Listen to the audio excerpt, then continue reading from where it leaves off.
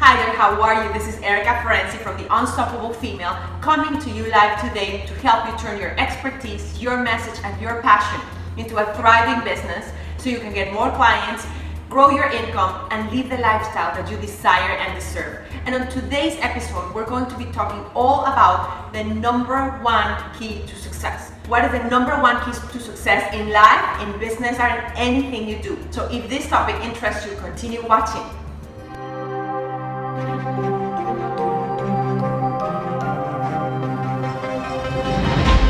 Hi there. Today's topic is all about the number one key to success. And listen, I know it. At this moment of the year, this is the moment where everybody is getting prepared to go into what I call the holiday coma, right? Preparing for the holidays, preparing to chill out, preparing to go into or slow down a little bit into all their business endeavors. And I get it, that is very normal. However, this is a message that I have for you today. If you want to be successful and prepare yourself successfully for 2017, these are my 3 tips for you. Number 1, when everybody sings, you should sag. What that means is while everybody is preparing to slow down and just go holiday shopping, what you must do is you must start planning for 2017. You must start planning. You must get really clear on what are the goals that you want to accomplish in 2017. Why are those goals important for you? And how is that those goals are aligned with your top values in life? I suggest you don't come up with 15 values, 15 objectives. Just come up with 4, just 4. Why 4? Because ideally you would come up with 2 for your business and 2 for your life. What are the 2 things that would be amazing if you could accomplish during 2017 on your business? What are the 2 things that would be amazing if you could accomplish during 2017 for your life? What are those two things for each area, and how can you keep them simple? This is the moment to start planning. And I am not saying that you go into full marketing mode or launching mode, or you prepare a big event at the end of December. Most people don't do that. However, some people do. Obviously, that is a personal choice. In my case, I don't. I usually take December to decompress a little bit, to go inside, to spend time with the family and with my friends, and I don't do a lot of external work. However, I am doing a lot of internal work. I am doing a lot of going within and looking at what's important for me, making sure that I am realigning my values with my objectives, making sure that I take an inventory of what happened in 2016 or what happened in this previous year, what worked, what didn't work, what do I need to do better, how can I plan better for the next year. You know, the holidays are moments in which most people are either very excited to go into holiday time because they have family and friends, but there's also a part of the population who can have mixed feelings around this holiday season. Why? Because maybe they're going to spend time with people that they do not necessarily agree with anymore. You know, they used to agree with them in the past, but as you've changed, maybe you don't agree with them anymore. Maybe you have to sit down at a table during this holiday season and just look around. It suddenly has happened to me. Sitting on a table and look around and just really realizing that the life that these people that you have around you they are living. I mean, God bless them and you respect them, but that is not the life you want to live. Maybe that happens to you. Or maybe there are some people that may be dreading going into the holidays because they feel the pressure of having to buy holiday gifts and the pressure of having to spend time with people that they don't want to spend with. Or maybe the pressure of just having to do a lot of chores and a lot of things when they would just rather, stay home and relax and maybe go with it. So that is something that you need to take into consideration for you. How is it you want to spend this holiday season? And these are my tips for you today. Number two is getting really clear and really real about your habits. The other day I read this quote and I think that is amazing. And it goes somehow like this.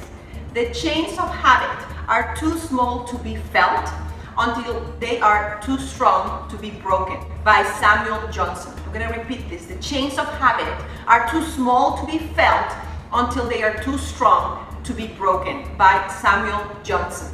So Today I want to invite you to take a look at your habits, because this quote is so absolutely true. There are those small things that at the beginning we don't notice that we are doing, or we kind of notice we're doing, but we're not seeing the effects of that habit until it is too late and they already have a consequence in our lives. So for example, let me just give you an example of health, and then I'm going to give you an example of business.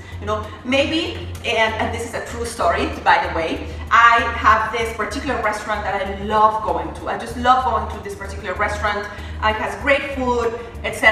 And when I go, I just have this urge to drink a soda, a soda, and I don't like to drink diet soda, so when I go, I used to go all the time, several times a week, and then I would have a big glass of soda. And I was like, okay.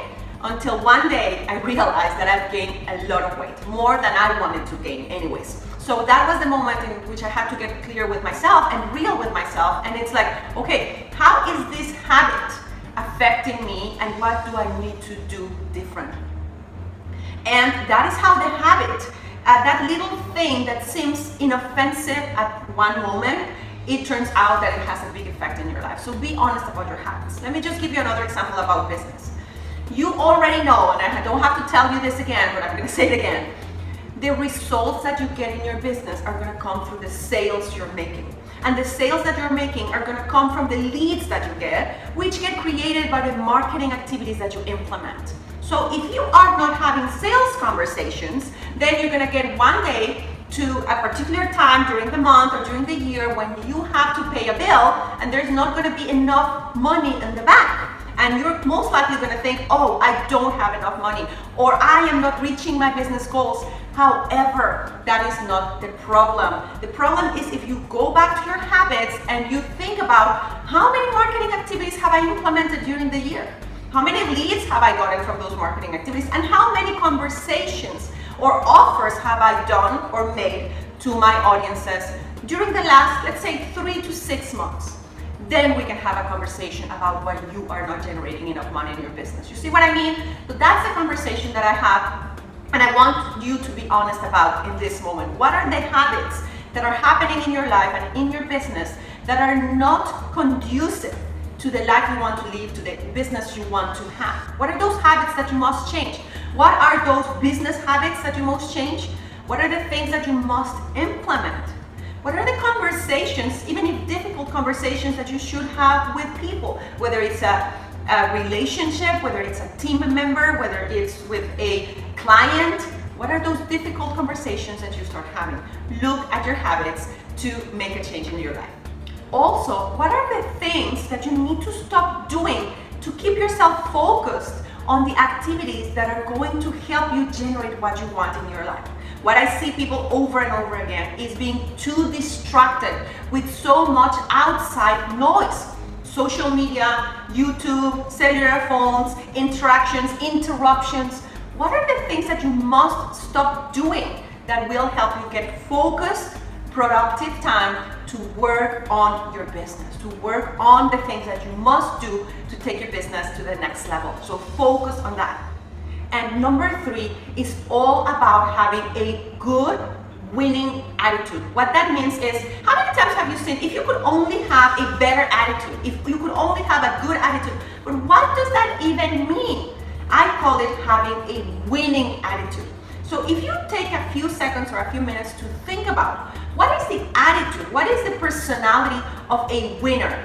Think about anybody that you really look up to in your life. Maybe it could be an athlete, maybe it could be a spokesperson, maybe it could be a public figure, whoever that is that you consider to be a winning person, a winner, right? What is the personality they have, and how do they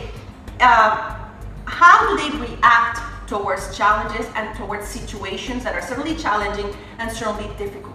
I'm going to tell you something. There are going to be many times in which you will experience a challenge in your life. However, the perspective and the decisions that you make in that moment will completely change the future that you will live after that situation. So when you are experiencing a challenge, you basically have 2 options. You are going to take a bad, negative attitude of saying, feeling that this is only happened to you, convincing yourself that for whatever you tried in your business or in your life didn't work this time or hasn't worked 2 times, so convincing yourself that it will never work. And that is such the wrong way of seeing things. Every single time that you work on something, you're building a skill set of that new thing that you're trying. And if the results were less than what you were expecting, guess what you need to do?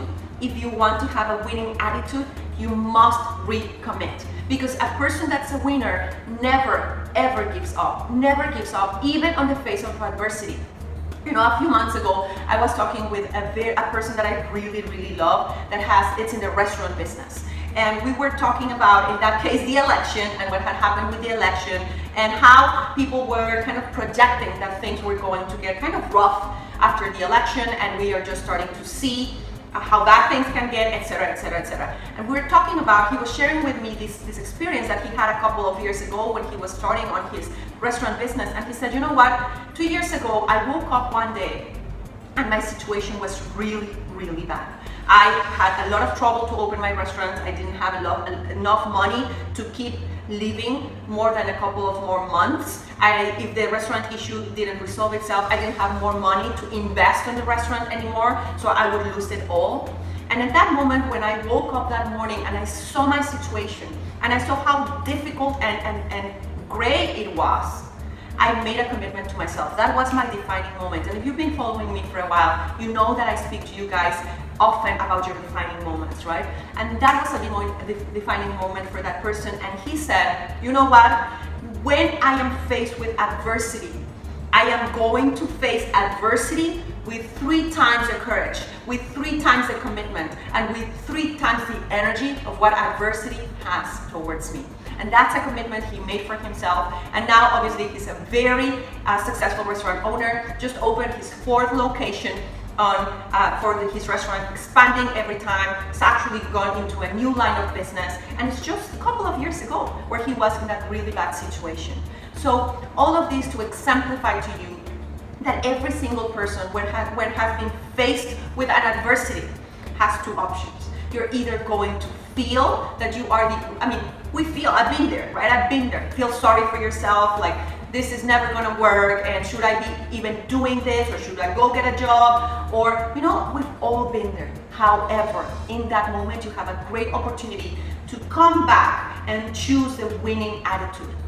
Decide that you're gonna face adversity with even more commitment, with even more gratitude, with ever more positivism, and with even more grit and perseverance than nowhere before. I should just keep this quiet. I am in the middle of preparing a very important project in which I am going to be sharing with you the best secrets of the 2% of the population, the people who are more successful on the realms of business, life, etc. And they're gonna come to you, and I'm gonna prepare this event for you so they share with you what are the things that have allowed them to overcome those challenges. So stay tuned for that. That is going to be available for you very, very soon. So that winning attitude, how can you adopt that winning attitude for you and for your life? I know firsthand how difficult it is to maintain your passion and your energy when things are not going your way. I have seen countless of times people who are hating their situation, they are dissatisfied with their business, they are lost all their passion and all their commitment towards what they are doing, and a few months later, when things start working again, they fall in love with what they are doing. They fall in love with their dreams and their passions again. What is the difference between these 2 emotional states that people went through? The middle is the capacity to recommit when things are going wrong. So that is the -- 1 key to success that I have for you today. Never ever give up. And when you are in a place of adversity, remember that this is nothing but a test and a temporary circumstance. That if you wish and you choose to embrace that winning attitude, in a couple of months, in a year, in a few moments of time, you can be on the other side, loving your life, loving your business, and loving the choices that you've made for your life. So always go back to your reasons as to why this journey is important for you. Look at the past of when have you given up on a dream or a situation that you stopped too short, and how is that too short from success? And how is that this time around you can create a different kind of story for yourself and for your life. So never, ever give up. Yes, we all know that we need a support system. We need to recommit, so make sure that you do have a support system or mastermind or a group of people with which you get together all the time so they can help you overcome these hurdles. Make sure that you go back to your reasons as to why you want to do this, and never ever give up. And remember always that life gives us the privilege, the opportunity, but also the responsibility of sharing our message with the world. When you have a gift, it is your responsibility to share it with the world, because there is people that need to hear what you have to say. They need to hear your message, and there's people who are waiting for you because only you can help them. So go share your message, shine your light, and make your difference in this world. This is Erika Ferenczi from The Unstoppable Female, and I will see you next time.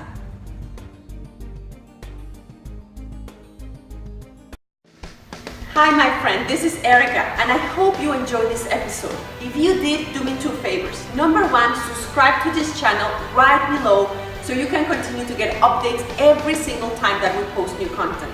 And number two, if you would like to get ahead faster, grow your business a little bit easier, what I would like to give you is my free training, the 30-minute blog creation plan, on how is that you can start attracting more clients and get more business with something as simple as your blog posts. So, if you have a big mission in life, if you know that you have a big message to share with the world, and you want to make sure that you reach those people that are needing to hear that message, the only question is, what would you need to do in order to reach those people? That's exactly what I talk about on my free training. This is the same checklist that I use every single time that I'm creating a new blog post or new content. The same checklist that I use to give me more visibility, more leads, and most importantly, allows me to help more people. So if you want to be more effective, if you want to reach more people, and most importantly, change more people's lives, all you need to be is more effective and more strategic about everything you do in your business. And this free gift is a great beginning that will help you understand how to reach your ideal clients faster, easier, and better. All you have to do is click the link below in order to get it for free, or go to theunstoppablefemale.com/blog plan. And you can download this free gift, 30-minute blog creation plan, for free. The same checklist that I use every week to reach more people and change more lives. Until I see you again, make sure that you're shining your light every day. You're sharing your message and helping the people that you're here to help in this world. See you next time.